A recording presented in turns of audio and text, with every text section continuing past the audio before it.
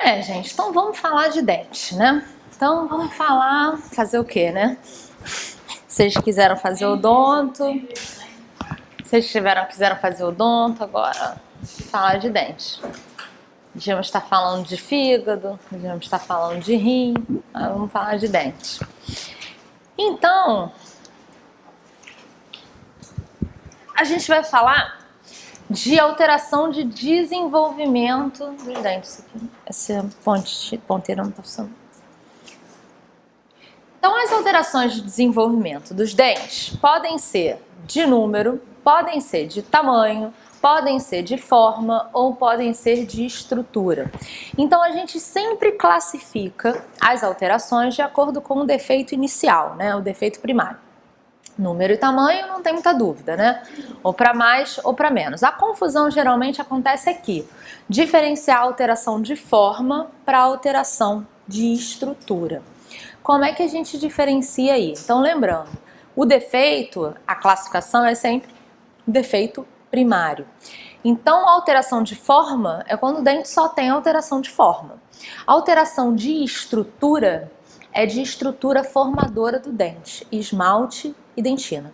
Então, quando o defeito primário é de esmalte e ou dentina, é claro que o dente vai ter uma alteração de forma, né? Porque vai faltar esmalte, vai faltar dentina. Mas a classificação é estrutura, porque é sempre no defeito primário.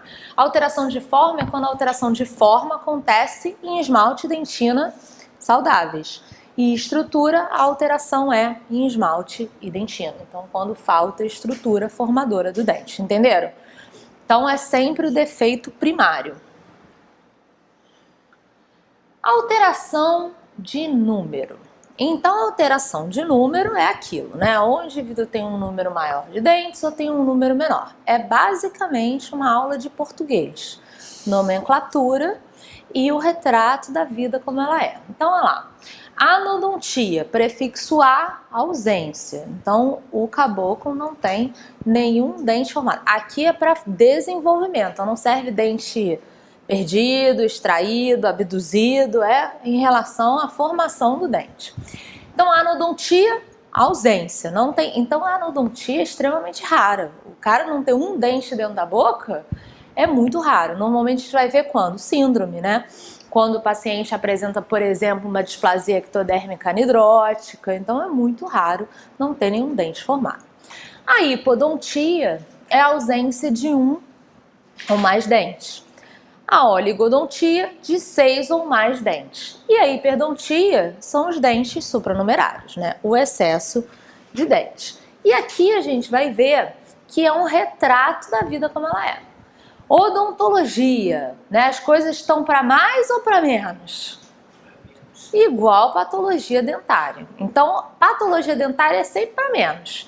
O que é mais comum? O paciente ter 67 dentes para a gente tratar ou 15? Então, a hipodontia é sempre mais comum que a hiperdontia. O dente é sempre menor, mais comum, nunca maior, né? Então, a hipodontia é sempre mais comum que a hiperdontia. A microdontia é sempre mais comum do que a macro. Então, sempre para menos. Número menor, tamanho menor. Então, a anodontia é extremamente rara. O indivíduo não tem nenhum dente formado. Geralmente, o que a gente vê que é o mais frequente de tudo é a hipodontia. Faltar um ou outro dente aí, ali pela vida. Por quê? Porque a gente entende a diminuição do número de dentes como uma tendência evolutiva, né? Então, antigamente, os homens de Neandertal tinham que pegar o búfalo inteiro, né? Comer o búfalo inteiro.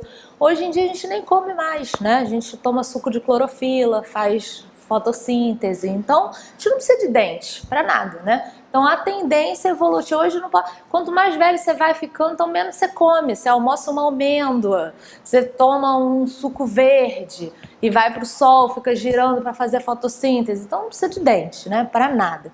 Então, a evolução é a gente ter um número cada vez menor de dentes. Então, o que se acha é que no futuro a gente vai ter por quadrante um incisivo, um canino, um pré-molar e 2 molares, né? Quase a dentição decida de volta. Então, o que a gente vai ver na hipodontia?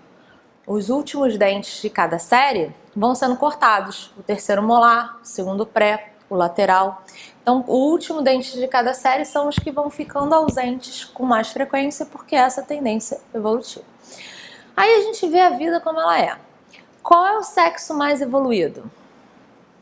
Feminino. Então, as mulheres vão ter mais hipodontia do que os homens, né? O sexo masculino, que é o sexo mais atrasado, né, uma coisa mais atávica, e vão apresentar mais o quê? Hiperdontia, que é uma coisa passada, atrasada, né, já fora de moda. Então, a gente vai ver que é exatamente o que a vida é, né? Então, as mulheres muito evoluídas, seres iluminados, especiais, escolhidos a dedo para salvar a humanidade, vão apresentar hipodontia com mais frequência do que os homens já costumam apresentar a hiperdontia. Então, a hiperdontia é aquela coisa mais atrasada, né? Um excesso aí de produção das células germinativas dos dentes que fazem com que os indivíduos apresentem mais dentes do que o normal. Então, com relação à hiperdontia, a gente não tem número, né, nos dentes supranumerários. A gente dá a nomenclatura de acordo com a localização. Então, a área mais comum é a do dente supranumerário mais comum, que é quem? O mesiodente, né? Que acontece lá na região anterior superior. Então, esse é o local mais comum. Então, pode ser um único dente ou mais de um. Então, o nome vai sempre ser dado de acordo com a localização. Então, está ali na linha média superior, mesiodente. A gente tem ainda o distomolar ou distodente, que é o quarto molar. Ele acontece lá na distal de todos os molares. O outro que a gente costuma ter também é o paramolar, que é exatamente o que o nome diz. Ele é par, ele acontece na lateral do molar, ou para vestibular ou para palatina. Outra coisa, a hipodontia e a hiperdontia, elas frequentemente estão associadas com a microdontia, né? É raro, ninguém vê um mesiodente mentex, né? Geralmente eles são microdentes, conoides, então também é mais associado com a microdontia do que com a macrodontia. Então, olha lá, o mesiodente, que tem essa tendência à microdontia, ao conoidismo, que é uma alteração de forma, e que na maior parte das vezes causa queixas ao paciente, ou porque não erupciona, ou porque erupciona, mas acaba gerando ali esse espaço e criando diastemas entre os dentes anteriores, né? Então, uma causa comum de diastema. Aí, mais um trabalho para o superbuco.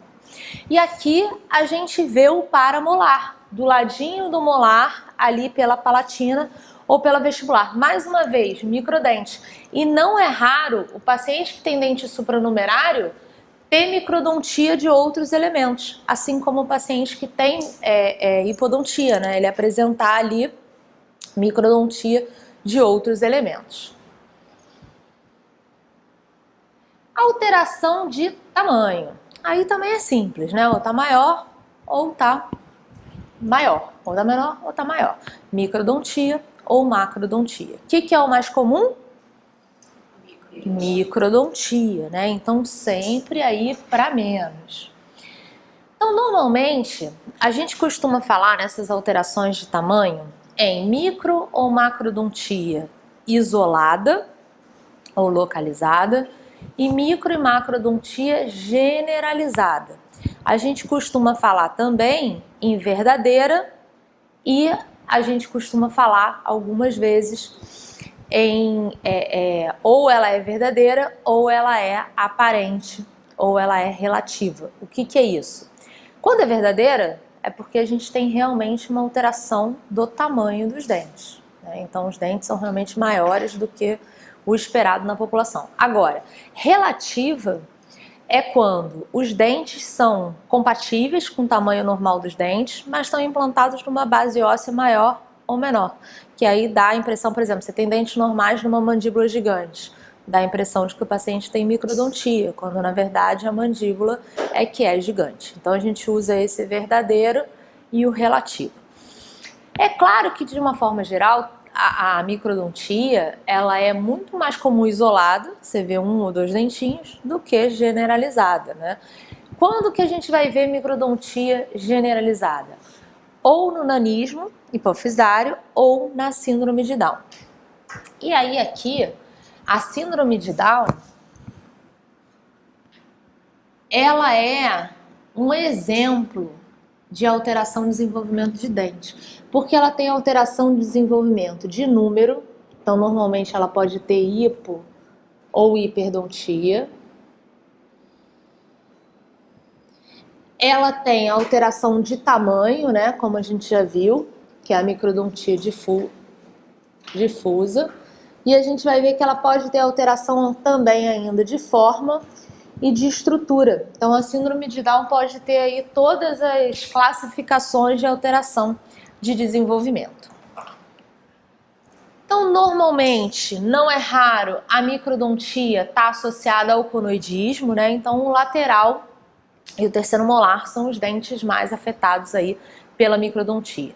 Em geral, quando o dente é pequeno, ele não costuma ter muita força de erupção, né? Então não é raro o microdente ficar ali sem erupcionar, com retenção prolongada dos tecidos, porque ele não consegue erupcionar ali naquela área. E aí o indivíduo fica lá com o tecido retido por mais tempo, porque o dente não tem força. Eu, por exemplo, meu avô era dentista, né? A minha mãe e todos os meus tios tinham microdontia e hipodontia, inclusive eu. E o meu lateral não erupcionou de jeito nenhum. A minha mãe tem a genesia do lateral, ela tem dos dois laterais, ela tem os dois laterais descidos até hoje.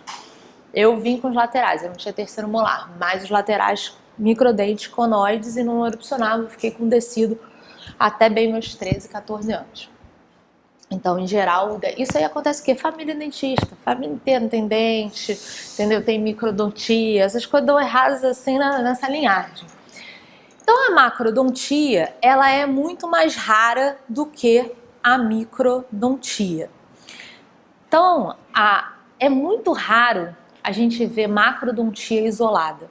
Na maior parte dos casos, quando você vê um dente que você acha isolado, que você acha que é macrodente, se você for olhar com carinho, você vai ver que o correspondente é que tem micro. É muito difícil a gente ter macrodontia isolada. Então, quando que a gente vai ver macrodontia isolada? Hiperplasia hemifacial, que aí aquela metade aumenta. Então, veja como é que a hiperplasia hemifacial está na moda, né?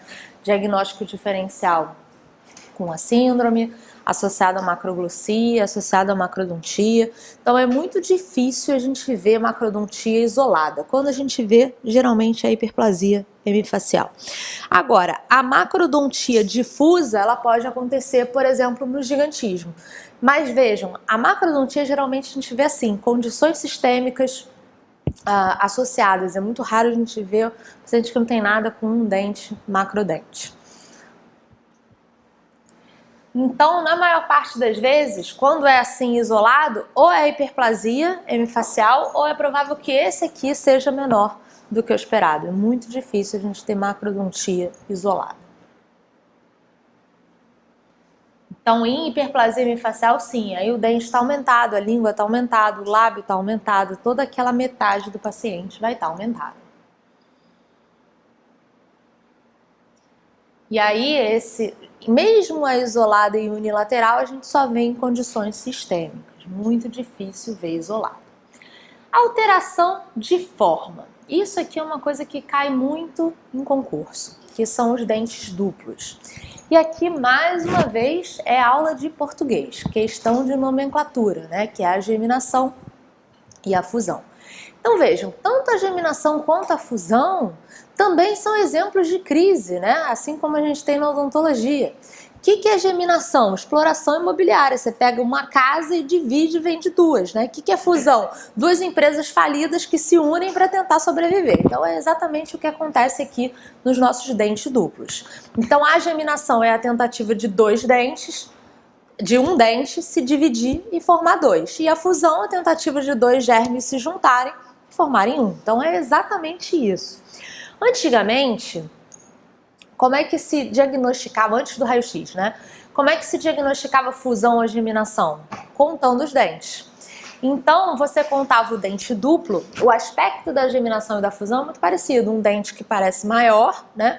Com um chanfro no lugar onde ele tentou se dividir ou onde ele tentou se unir. Então, na técnica da contagem, se contava aquele dente duplo como 1. Se fosse uma fusão, no final ia dar -1 na contagem, né? Se fosse uma geminação, ia ser igual. Só que o que acontece? A fusão e a geminação, esses dentes duplos, eles são mais comuns na dentição decídua e na região anterior superior.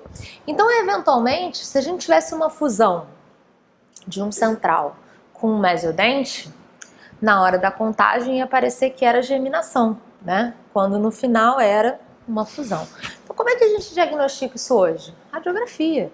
O número de germes envolvidos no processo vai ser o número de raízes. Se eu tenho 2 raízes, fusão. Se eu tenho uma raiz, geminação.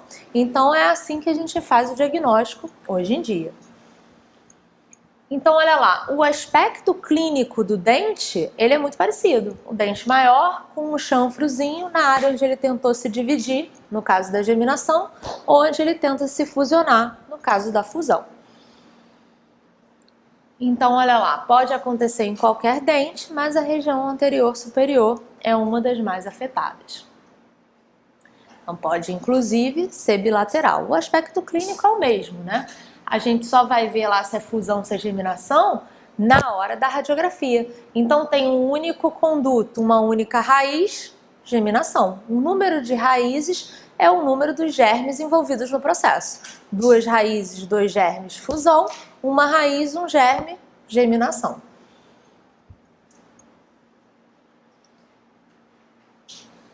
Então, olha lá, aqui ó, na fusão a gente vê o aspecto clínico é muito parecido, esse dente maior com aquela divisãozinha ali no meio.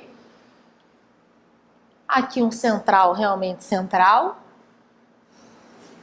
E aí a gente vê aqui na radiografia 2 raízes, 2 condutos, então mostrando que é uma fusão e não uma geminação. Então isso aí, gente, não pode errar, não pode errar.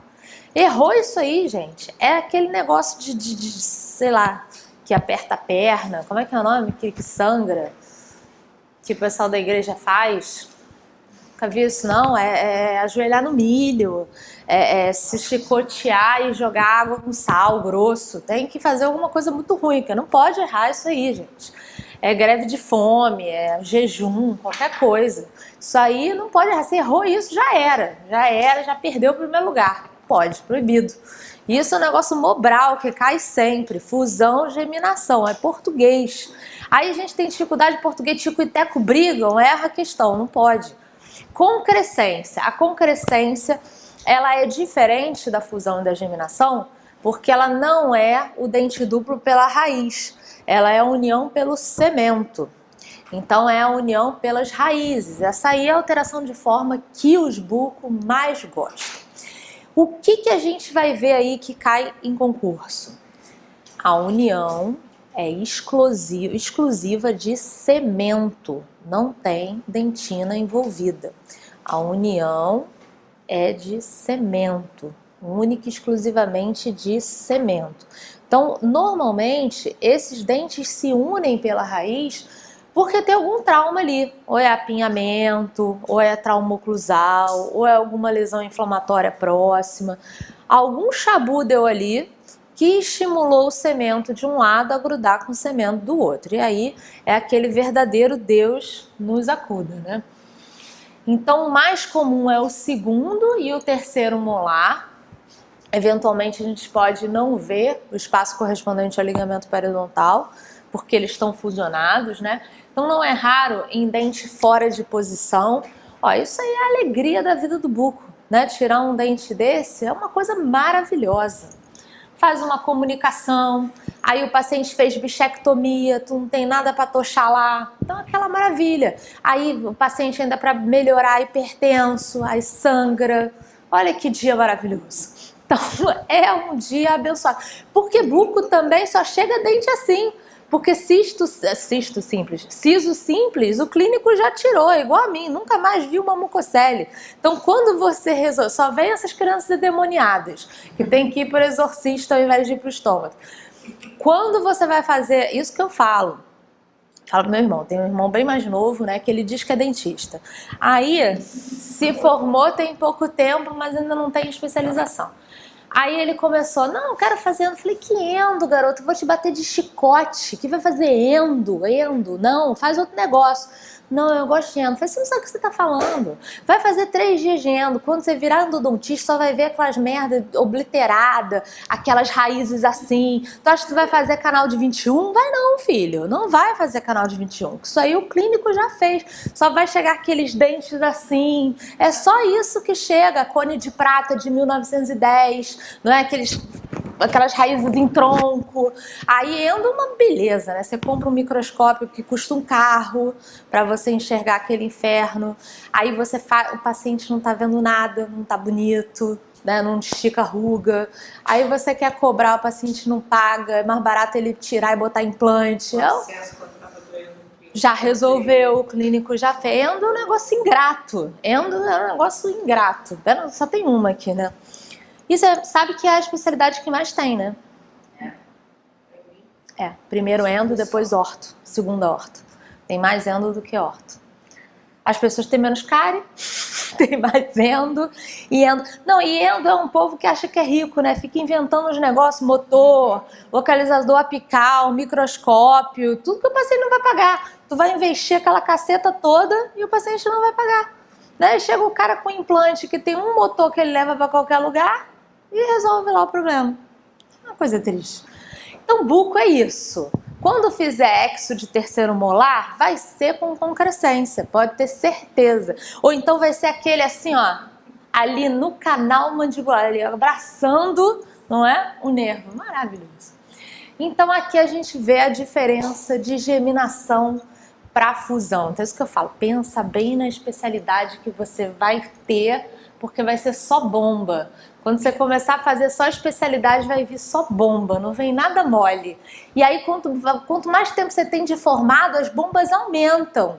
Você acha assim, não, agora não vai chegar um caso que eu falo, não sei, vai. E vai ser de um ator global. Tipo o que eu tenho agora no consultório. É assim, entendeu? Você fala, cara, nunca vi. Aí você manda para os Estados Unidos, nunca viu. Ninguém nunca viu. E tá ali, ó, na tua mão, saindo no jornal. Maravilha.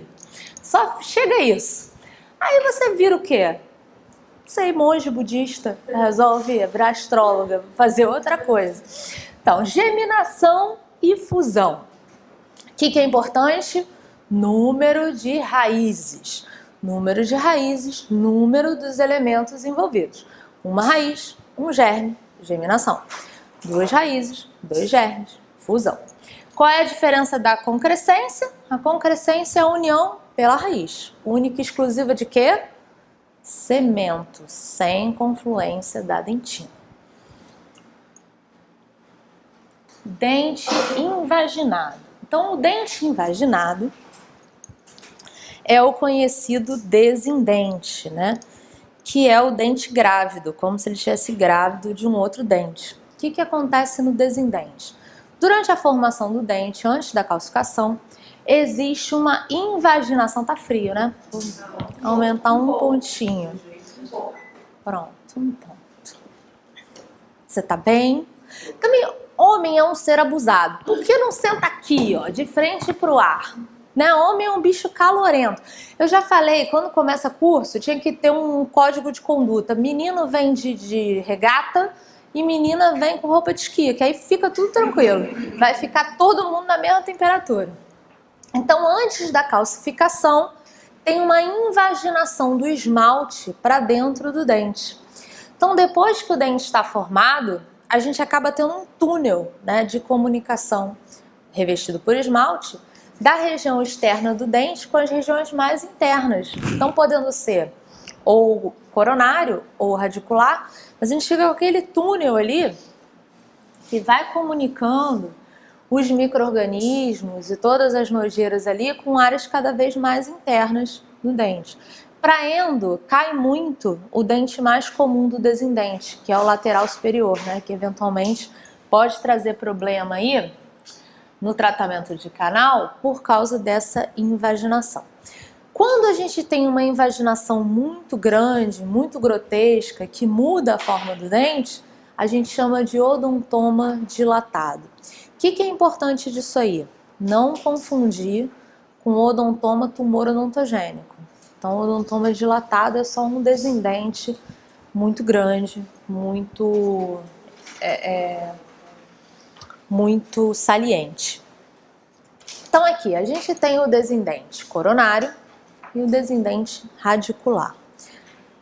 A gente tem níveis diferentes, né, de descendente coronário. Então o tipo 1 que é um pouco mais discreto, tipo 2 que é um pouco mais profundo. Então vejam, qualquer coisa chega muito rápido na polpa num descendente. E o tipo 3 é o tipo mais interessante, porque a gente tem uma comunicação da região externa do dente direta com o periápice, sem passar na polpa.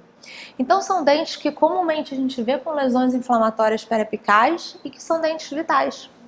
A polpa tá lá, o dente faz lesão periapical, fica com mobilidade, porque a polpa tá normal, dente com vitalidade, só que o micro-organismo chegou direto no periápice e fez a lesão inflamatória. A gente não costuma ter contaminação endopério, na verdade, pério-endo, depois de muito tempo, mas o dente continua respondendo com vitalidade. Na hora de tratar não vai ter jeito, vai ter que tratar o canal, né, e vai ter que obturar o descendente como se fosse um canal, né, e fechar e fazer uma apsitomia, um negócio de maravilhoso, maravilhoso. E quem tem isso é pessoa muito rica, né, geralmente, então vai ser ótimo, vai tratar 2 canais num dente só, fazer apsitomia. Vai ser maravilhoso.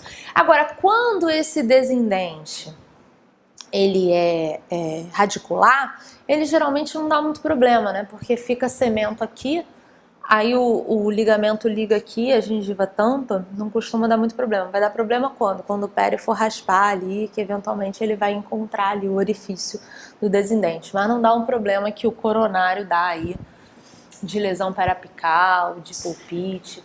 Então aqui a gente vê um descendente muito pronunciado, né? Você consegue ver esse esmalte dentro do dente, que dá essa impressão, tipo aquelas matrióticas, aquelas bonequinhas russas que tem uma dentro da outra, né? Então você vê o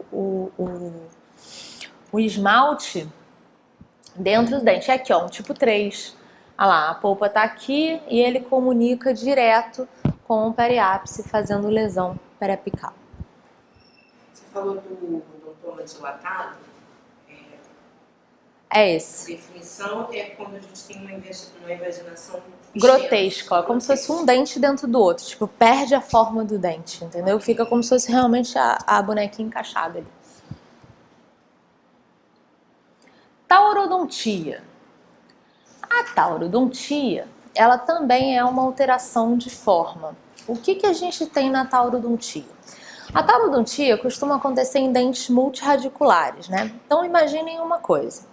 Imaginem que a polpa se revolta e resolve crescer em direção ao ápice. Então ela vai empurrando a bifurcação, o dente vai perdendo a bifurcação e a polpa vai ficando alongada, retangular, ampla e retangular. É isso que acontece na taurodontia. O paciente fica com uma polpa gigante, o dente retangular, e ele vai perdendo então a bifurcação. Então é como se a polpa fosse descendo, empurrando em direção ao ápice. Então pode ser uni ou bilateral. Normalmente os dentes permanentes são mais afetados, principalmente os molares. O segundo e o terceiro molar são os mais afetados. E aí é isso que acontece. A polpa começa a empurrar, né? Começa a crescer, indo se aprofundando em direção ao ápice, até que a gente fica com o sonho de consumo do endodontista, né? Como é que trata isso aí? Rotorrúter. Passa um rotorrúter ali, joga um concreto e aí o dente vai fazendo isso, vai perdendo a bifurcação e a polpa vai se alongando em direção ao ápice. E aí geralmente é um grupinho de dentes afetados.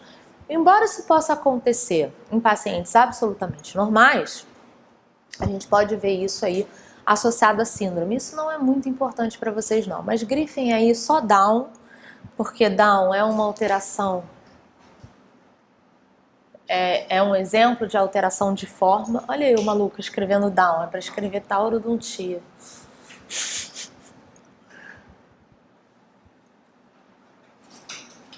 E a gente pode ter em outras síndromes, a tricodento-óssea. Essa tricodento-óssea é maravilhosa. O paciente tem a melogênese imperfeita hipoplásica, tem taurodontia e tem uma característica muito interessante. A criança nasce com o cabelo todo encaracolado e à medida que ela cresce fica liso, escorrido, sem escova progressiva. A gente tem que isolar esse gene. A gente tem que isolar esse gene da síndrome e comercializar. O resto do dente não é muito bom não, mas a parte do cabelo é ótima. Hipersementose.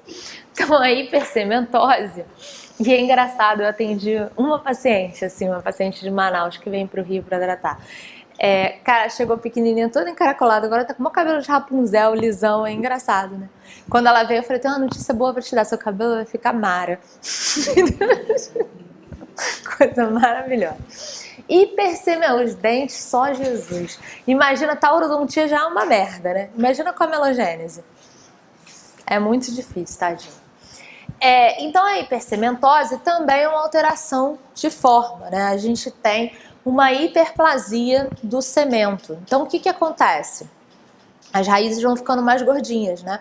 Vão tendo essa deposição anormal aí do cemento, mas é uma deposição lenta e gradual, então dá tempo do ligamento periodontal se ajustar, né? Então a gente consegue manter aquele espaço correspondente ao ligamento, o paciente tem sintoma, não tem nada. Vai só tendo essa deposição aí de cemento, principalmente os premolares. O que costuma cair de hipersementose em concurso? As causas, normalmente, porque a gente tem causas sistêmicas e causas locais de hipersementose. E é isso que costuma cair. Então, fator local, algum trauma. Então, ou trauma oclusal, ou lesão próxima, ou ausência de antagonista. Então, algum trauma ali que ativa o cemento e faz com que ele comece a se depositar. Mas o que também cai muito são as causas sistêmicas associadas à hipersementose. Qual que cai com mais frequência? Paget. Então, Paget é uma doença do osso extremamente rara, onde o paciente tem uma deposição maior do osso, né? Os ossos começam a crescer. Tanto que antigamente a doença de Paget era conhecida como doença do chapéu, né? Porque a cabeça começava a crescer e o chapéu não cabia mais. Então, da mesma forma que os ossos são levados a crescer, o cemento também é. Então, o paciente tem uma hipersementose ali associada, né? A acromegalia idem. A acromegalia é a doença do Shrek, né?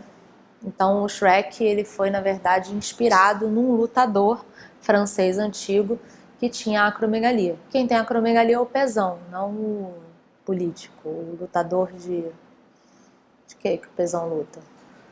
Você não sabe? Ele luta um trem aí, e ele deve ser. E ele tem acromegalia, né? Eu sei só as doenças das pessoas, o que elas fazem da vida, eu não sei. Eu sou a caras patológica, eu sei a doença de todo mundo. O que eles fazem, eu não sei. Eu passo uma vergonha que as pessoas chegam, eu não sei quem é, passo vergonha na rua e tal, enfim, no consultório, muito difícil saber quem é. Mas deve ser MMA. E aí o que acontece? Esses pacientes também têm o crescimento, mas geralmente extremidade, mão, pé, então vê que eles já ganham uma vantagem aí na luta, né? O cara não tem uma mão, tem uma raquete. É óbvio que vai ser muito mais fácil para ele. A cabeça também cresce e o cemento também é levado a depositar.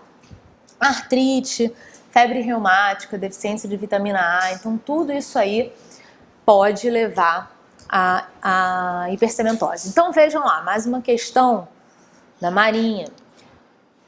Exatamente o que está lá no Neville, né? Então, de acordo com o Neville, são fatores que podem estar associados à hipersementose, exceto... Então você vai ver que tudo que tem ali nas questões tem no Neville, exceto o que é a resposta à questão, que é o quê? Sim. Dentinogênese imperfeita, que não tem nada a ver com a história. Outro dia eu mostrei isso aqui pro Neville, ele falou, mentira, que botam meu nome assim na prova toda vez. Falei, botam. Ele, nossa, que legal. Falei, fica lá seu nome. Ele é muito engraçado. Ele agora, a gente veio num congresso e fizeram uma fila gigante para pedir autógrafo dele, né? Fora infernizaram o pobre toda hora para tirar foto. Aí fizeram a fila para dar uma volta, assim. Mas ele adora. Porque na universidade nem olham pra cara dele, é capaz de tropeçarem com ele no corredor e nem sabem o que é. Então ele aqui, ele se acha o Brad Pitt, né? Tipo, todo mundo pede autógrafo. A mulher dele fala, é o Brad mais famoso, é o Brad Pitt. Aí eu tava sentada com a mulher dele e ele tava lá. E daqui a pouco ele me chamou, faz um vídeo dessa fila pra eu mandar pro Doug, pra mandar pro Cal, que são os coautores. Vou falar, tá vendo? Se o seu nome fosse primeiro, ia ter uma fila aqui no livro. Ele acha mó graça ficar lá dando autógrafo. Então, o que acontece na hipercementose? A gente tem essa deposição lenta e gradual. A raiz vai ficando gordinha, gordinha, gordinha, mas mantém o ligamento periodontal, o paciente não tem nada, vive muito bem, obrigada. Quem que gosta? O buco. O buco adora hipercementose. Olha que alegria, gente. Você fica lá ganhando para ficar pendurada na árvore, né? Faz um rafting, faz um crossfit, recebendo dinheiro caindo na conta, uma maravilha. Depois que eu voltei do treinamento, nunca mais consegui fazer nada disso. Não tenho tempo nem para respirar.